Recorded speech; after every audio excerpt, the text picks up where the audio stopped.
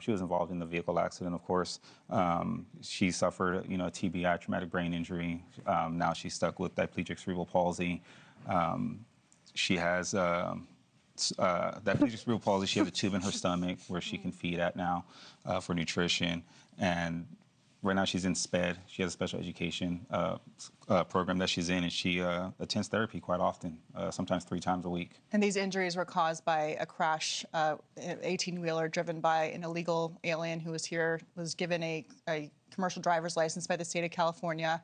It happened in the Mojave Desert, caused a multi-car pileup, correct? Correct, yes. So have you heard from the governor of California about changing the process at all? No, we haven't heard anything from them at all about changing anything. We haven't heard anything from them, period.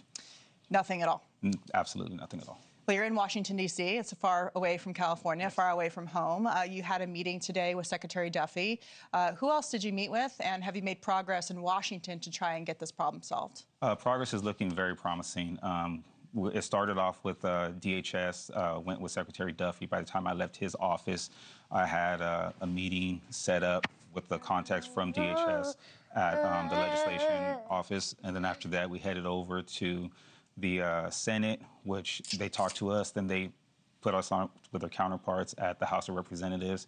Now we have another meeting tomorrow. So it's moving really, really fast in a little bit amount of time. So a lot of people are very interested in her story. Are you working on legislation to change the law? Is there something that these lawmakers can do to help prevent this from happening again? Yeah, 100%. There's a lot that can be done to change. I just think it's, unfortunately, it took this tragedy right here to start shedding some light on some stuff.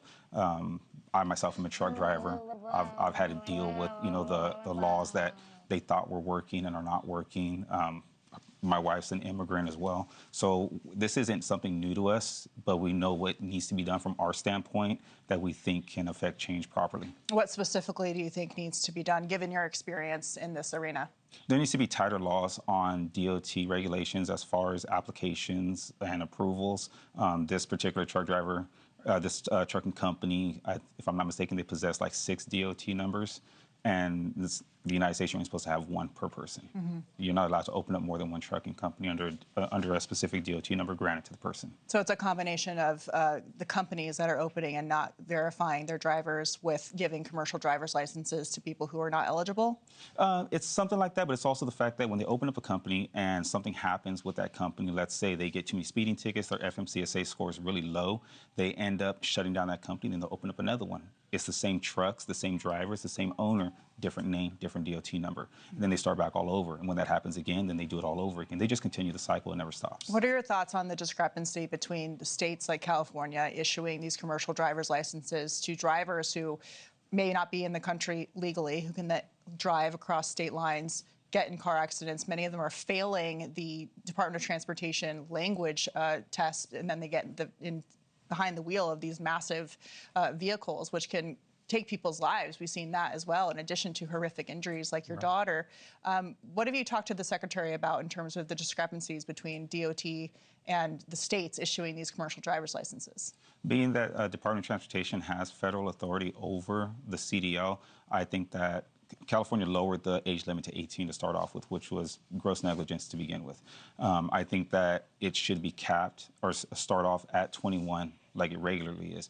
Anybody who gets a driver's license the first 2 years, I've said this before, the first 2 years you're not allowed to get on somebody's insurance. It's very, very hard to. And then if you're under 25, you can't even get a job, with a CDL. So California lowered it because they said that there was a driver shortage.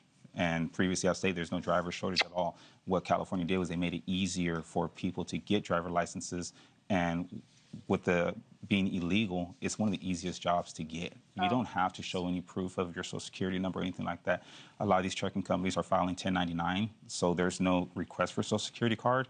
There's no verification of anything. You can literally just make up a number where it says Social Security, and you just work for at least a year or maybe even 2 years before they catch on that your Social Security number is not real. Yeah, that's a huge problem. You are in D.C. working to make sure that little girls like yours are not victims of these crimes. What's next for Dalilah? She looks amazing. You said she's making some progress. She is. She's out late tonight, so thank you for keeping her up. We appreciate it. Yes. She's got her snow boots on for all of the ice that we have here. Well, she loves the snow. She's been with me truck driving since she was about a year and a half. She's been to all 48 states. She lived in the truck with me. So it's kind of ironic for us to be in the position that we're in, you know, fighting against truck drivers, because I myself am a truck driver. But the ones who are true truck drivers, they understand what this is about, because once these laws come into play, it doesn't affect people who are legally doing it. It doesn't affect them at all. It only hurts the people that are doing it illegally. Exactly.